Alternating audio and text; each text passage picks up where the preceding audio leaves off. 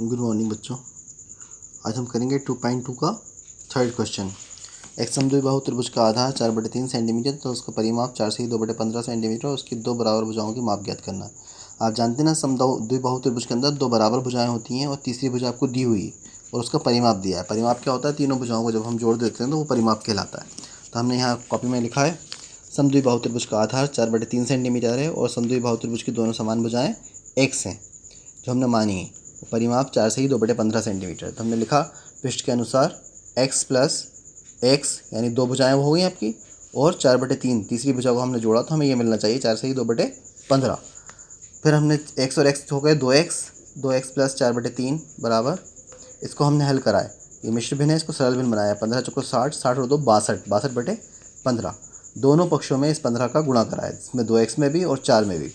15 का 2x में गुणा करा तो 15 दूनी 30x, 15 का 4 में गुणा करा तो 15 चौको 60, 60/3। 3 से हमने भाग दिया 60 के अंदर तो 3 दूनी 6, 3 0 0, यहाँ आया 20 और ये 62 का 62 ही रहा। 15 से यहाँ भाग हो गया तो ये ख़त्म हो गई कहानी। अब क्या मिला हमें? 30x प्लस 20 बराबर 62।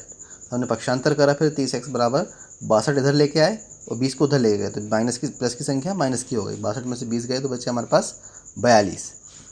तो x बराबर 42/30, जो x का साथ संख्या होती है वो नीचे आती है और उससे भाग देते हैं। तो हमने भाग दिया।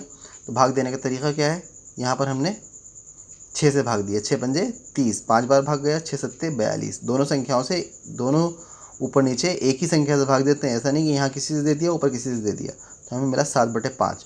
तो दोनों समान भुजाएं कितने सेंटीमीटर की होंगी? 7/5, यानी एक संख्या 7/5, दूसरी भुजा 7/5 और तीसरी भुजा 4/3 सेंटीमीटर होगी। तो 4 से ही 2/15 परिमाप हो जाएगा त्रिभुज का। उसके बाद चौथा प्रश्न है, दो संख्याओं का योग 95। यदि एक संख्या दूसरी से 15 अधिक है तो दोनों संख्याएं ज्ञात कीजिए। तो दोनों संख्याओं का योग कितना है? 95 है। माना पहली संख्या x एवं दूसरी संख्या x प्लस 15 है। 15 ज़्यादा है उसमें, तो हमने x प्लस 15 बराबर 95। जब हम तीनों को जोड़ें तो हमें 95 मिलना चाहिए। तो x और x मिलकर हो गए 2x प्लस 15 बराबर 95। तो 2x बराबर 95, पक्षांतर कर दिया तो 15 माइनस हो गए, 95 से 15 गए तो 80 बचे। 2x बराबर 80, 80 में 2 का भाग दिया तो आई पहली संख्या 40, x थी ना। फिर दूसरी संख्या x प्लस 15 है तो x हमारा 40 आया, तो 40 के अंदर हमने 15 जोड़ दिए तो हो गए 55। जब हम 40 और 55 को जोड़ेंगे तो हमें क्या मिलेगा? 95। ठीक। अब पाँचवा सवाल देखिएगा। दो संख्याओं में अनुपात 5:3 है। यदि उनमें अंतर 18 है तो संख्या ज्ञात कीजिए। अंतर क्या होता है? घटाना। यानी दो संख्याओं का अंतर कितना हो गया? 18 है। माना एक संख्या 5x एवं दूसरी संख्या 3x है। तो प्रश्न के अनुसार जमाया हमने, 5x में से 3x घटाए तो हमें कितना मिलना चाहिए? 18। तो 5x में से 3x गए तो कितने बचे? 2x। 2x बराबर 18 हो गया। तो x बराबर क्या होगा? 2 से भाग दिया गया 18 में, तो 2 नमा 18। तो x का मान आया 9। तो हमें 5x चाहिए थे, तो 5x 5 नमा 45 और 3x 3 नमा 27। पहली संख्या 45 और दूसरी संख्या 27। जब 45 में से 27 घटाएंगे तो हमें क्या मिलेगा? 18 मिल जाएगा। ठीक, समझ में आ रही है बात? ध्यान से समझ के करिएगा समझ, और बार बार फेयर कॉपी में करने के बाद रफ कॉपी में भी कर करके देखिएगा। जो समझ में नहीं आए जब स्कूल खुले तो पूछिएगा, अंडरलाइन करके रखिएगा। 5 क्वेश्चन हो गए। छठा क्वेश्चन देखिए, 3 लगातार पूर्णांकों का योग 51 है तो पूर्णांक ज्ञात कीजिएगा। 3 लगातार पूर्णांकों का योग 51 है तो हमने 3 लगातार पूर्णांक क्या, एक के बाद एक कंटिन्यू जो भी संख्या हो, तो x मान ली पहली, दूसरी x प्लस 1, यानी जो भी संख्या है उसके अंदर एक जोड़ देंगे तो अगली संख्या हो जाएगी। फिर x प्लस 2, यानी जो संख्या है उसके अंदर 2 जोड़ देंगे तो तीसरी संख्या हो जाएगी। तो हमने यहीं पर वो संख्या लिख ली, x प्लस 1 ये दूसरी संख्या हो गई, x प्लस 2 तीसरी संख्या हो गई, और तीनों का योग यानी तीनों को जोड़ें तो हमें क्या मिलना चाहिए? 51। तो 3x 1 2 और 3x हो गए तो 3x लिख दिया, 1 और 2 मिलकर के 3 हो गए, तो 3x प्लस 3 बराबर 51 हो गया हमारे।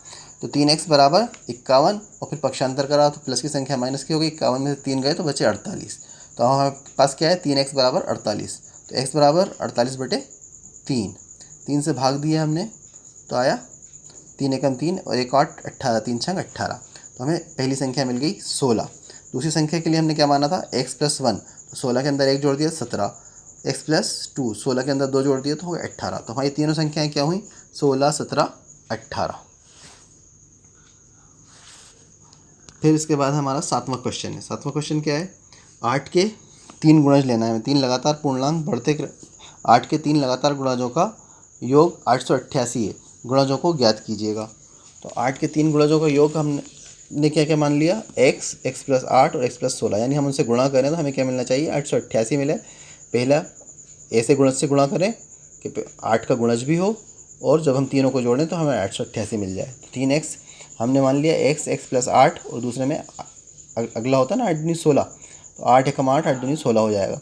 तो दूसरा x + 8, तीसरा x + 16, तो हो गया 888। तो यहाँ 3x हो गए, 1 2 3, और ये 8 और 16 को जोड़ा तो 24, और यहाँ हम बराबर करें तो हम क्या मिलना चाहिए, 888। तो 3x बराबर 888 में से 24 घटाए तो 864, 3x बराबर 864, तो x बराबर 864/3, 3 से भाग दिया, 3 दूनी 6, 2 बचे, 2 6 26, 3 8 24, 2 बच गया, 2 4 24, 3 8 24, तो x का मान निकला 288। ये हमारी पहली संख्या हुई।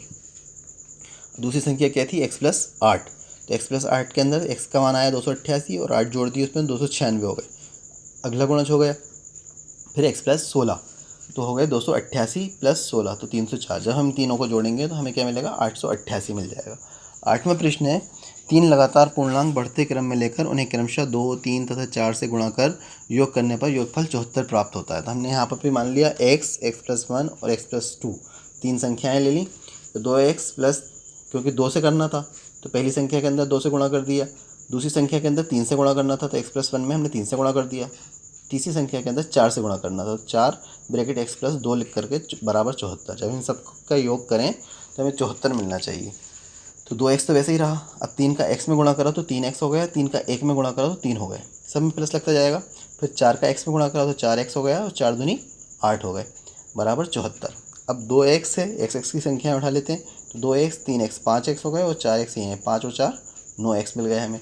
यहाँ बचा 3 और 8 को जोड़ा तो हो गया 11, 74।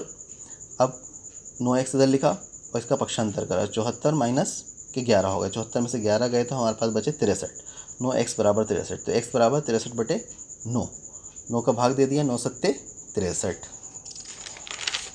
इसी प्रकार जब ये पहली संख्या हमारी 7 आई तो दूसरी संख्या में 1 जोड़ेंगे तो 8 हो जाएगा, फिर तीसरी संख्या में 2 जोड़ेंगे तो 7 और 2 9 हो जाएंगे, तो तीनों संख्याएं हो गई 7 8 9। 9वां प्रश्न, आज का जो आखिरी प्रश्न है उसको देखिए। राहुल और हारून की वर्तमान आयु 5:7 है, 4 वर्ष बाद उनकी आयु का योग 56 वर्ष हो जाएगा, तो उनकी वर्तमान आयु क्या है। तो माना राहुल की आयु 5x वर्ष है, 5 अनुपात है, और हारून की 7 अनुपात है, तो हमने मान लिया 7x वर्ष है। 4 वर्ष के बाद क्रमशः 5x + 4 हो जाएगी, 4 साल और जुड़ जाएंगे उसमें, 7x में 4 साल और जुड़ जाएंगे तो 7x + 4 हो जाएगी। तो हमने पृष्ठ के अनुसार जमा लिया 5x + 4 और 7x + 4, जब इन सबको जोड़ें तो हमें मिलना चाहिए 56। तो 12x + 8, 12x कहाँ से आए, 5x और 7x को जोड़ा तो 12x हो गए, 4 और 4 को जोड़ा तो 8 हो गए, बराबर 56। तो 12x पक्षांतर करा, 56 माइनस 8, 56 में से 8 गए तो 48 बचे, तो x बराबर 48/12, 12 से भाग दिया 48 में तो 12 चौको 48, 4 आया। ये किसका मान है, x का मान है। लेकिन राहुल की आयु कितनी थी, 5x, तो हमने 5 का x से गुणा कर दिया, x 4 है तो 5 चौको 20, यहाँ 7x, x 4 है, 7 से गुणा कर दिया तो 28। तो राहुल की आयु 20 वर्ष और हारून की आयु 28 वर्ष। ये का नॉर्मल आयु है। जब 4 वर्ष बाद क्या होगी, 20 में 4 जुड़ जाएंगे तो 24 हो जाएंगे, 24 और 28 के 4 32 हो जाएंगे, 24 और 32 को जोड़ेंगे तो हमें 56 वर्ष मिल जाएगा। ठीक समझ में आ गया। इसको अच्छे से ध्यान से फेयर कॉपी में करिएगा, इसके PDF भी भेज रहे हैं। Thank you.